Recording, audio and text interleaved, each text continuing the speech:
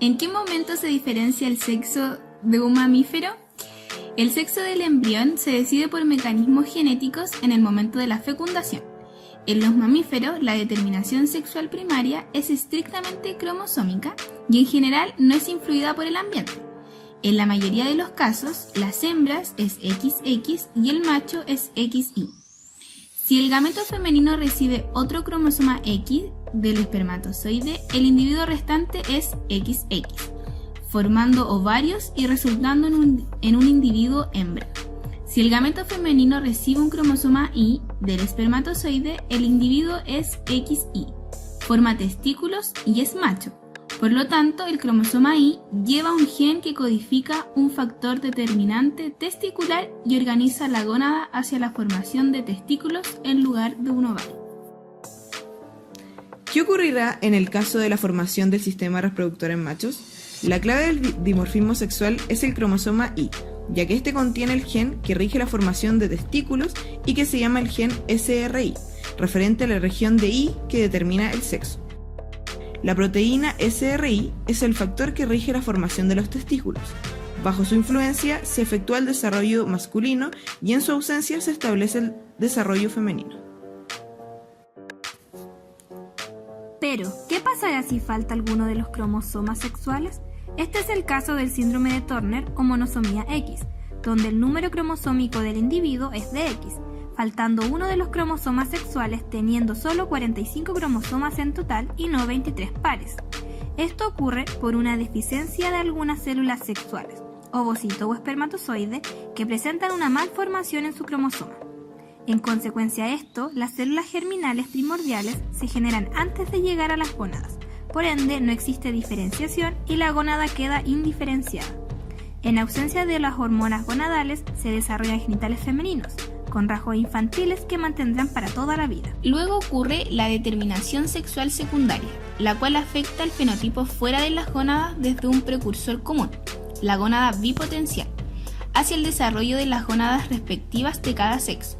En el caso del macho, incluye el sistema de conductos masculino y los genitales externos, como el pene, vesículas seminales y glándula prostática. Estas características sexuales secundarias son determinadas por hormonas secretadas desde las gónadas, reguladas por el morfógeno SF1. Si el cromosoma Y está presente, se forman testículos y estos secretan dos hormonas principales. La primera hormona, hormona inhibidora de los conductos de Müller, degenera el conducto de Müller, MIS, que forman gónadas femeninas. La segunda hormona, testosterona, masculiniza al feto y estimula la formación del pene, del sistema de conductos masculinos y el escroto. Si pensamos en un feto en formación y su diferenciación sexual, ¿cuál es el origen embrionario? Desde una perspectiva funcional, el sistema urogenital puede dividirse en dos componentes distintos, el sistema urinario y el sistema genital. Estos están interrelacionados de manera estrecha, pues los dos se desarrollan a partir de una cresta mesodérmica común, el mesodermo intermedio. Este se ubica a lo largo de la pared posterior de la cavidad abdominal, y en un principio los conductos excretores de ambos sistemas entran en una cavidad común en la etapa temprana. Esta se denomina la cloaca. En el comienzo, el sistema urinario posee tres sistemas renales: el pronófero, el mesonefro y el metanefro, siendo el mesonefro el que formará una parte del sistema genital del macho. El mesonefro, que se forma en las regiones torácicas y lumbar, es grande y se caracteriza por unidades excretoras, que formarán nefronas y el riñón, y también por su propio conducto colector, el conducto mesonéfrico o de Wolff, donde los conductos y los túbulos de este mismo crean el conducto de los espermatozoides que van desde los testículos a la uretra, que formarán los genitales internos masculinos, el epidídimo, los conductos deferentes y las vesículas seminales.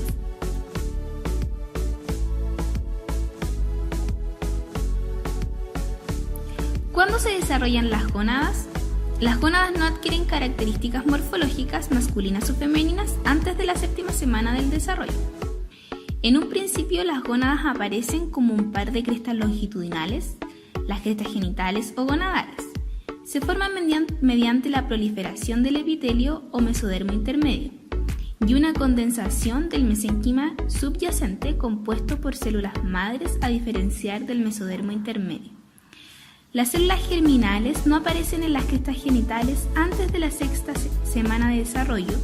Las células germinales primordiales se originan en el epiblasto, migran a través de la línea primitiva y hacia la tercera semana se alojan entre las células endodérmicas de la pared del saco vitelino, cerca de la lantólides. Las células germinales durante la cuarta semana migran al intestino posterior, llegan a las gónadas primitivas al comenzar la quinta semana e invaden las crestas genitales en la sexta semana para formar la gónada indiferenciada. Si no alcanzan las crestas, no se desarrollan las gónadas, por eso las células ejercen una influencia inductiva sobre la conversión de las gónadas en ovarios o testículos. Poco antes y durante la llegada de las células germinales primordiales, el epitelio de la cresta genital prolifera y las células epiteliales penetran en el mesénquima subyacente. Aquí forman varios cordones de forma irregular, los cordones sexuales primitivos. En embriones masculinos y femeninos, estos cordones están conectados al epitelio superficial. Es imposible distinguir una gónada masculina de una femenina, por eso se emplea la designación gónada indiferenciada.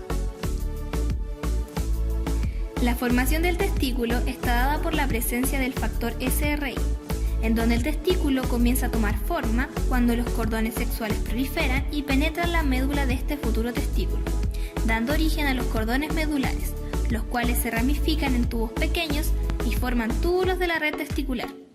Cuando los cordones medulares se ahuecan, dan origen a los cordones testiculares, los cuales tendrán dentro células germinales y desertores. De manera postnatal, en la adolescencia, estos mismos cordones darán origen a los túbulos seminíferos, los cuales se unen a la red testicular y entran a los conductos eferentes. El sistema de conductos indiferenciados y de los genitales externos se desarrollan bajo la influencia de hormonas. Durante la fase indiferenciada hay dos sistemas de conductos mesonéfricos y conductos paramesonéfricos.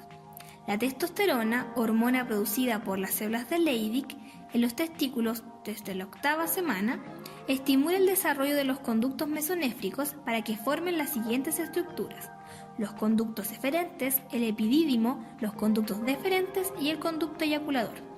Por otra parte, la sustancia inhibidora mulleriana, o también llamada MIS, producida por las células de Sertoli, hace involucionar a los conductos paramesonéfricos.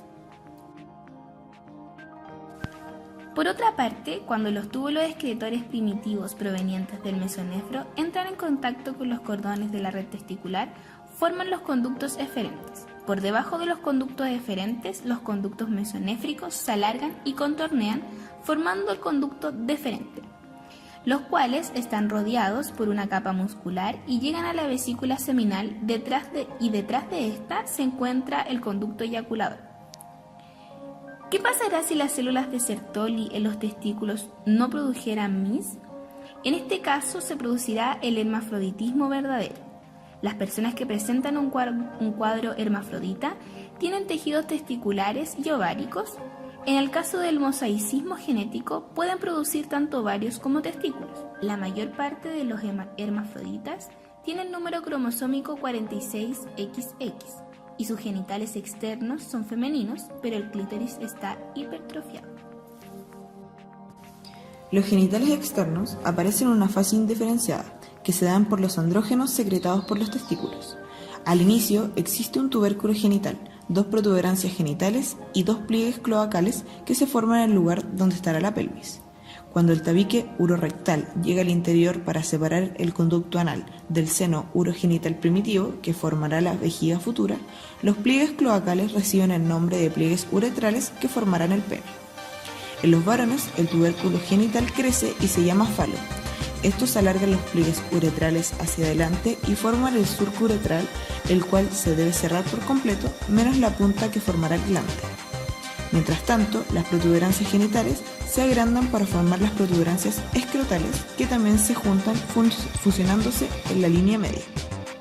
¿Qué pasará si ocurre un problema en la formación de los genitales externos? Ocurrirán las hipospadias, que corresponde cuando la uretra se abre en la superficie ventral del pene, evitando su cierre en el extremo superior del glande. La forma más grave de hipospadias es cuando el pene se incurva en sentido ventral, llamándose short D. ¿Cómo se regula el proceso de formación del sistema reproductor en machos? SOX9 actúa con SRI. Este estimula la diferenciación testicular y también se une a MIS, controlando su expresión, lo que inhibe los conductos de Müller. Estos dos morfógenos hacen que el testículo secrete FGF9, el cual hace que los conductos mesonéfricos entren a la cresta gonadal. Si esto no ocurre, no hay diferenciación del testículo. SOX9 induce SRI para producir SF1, el cual estimula la diferenciación de células de Sertoli y de Levy.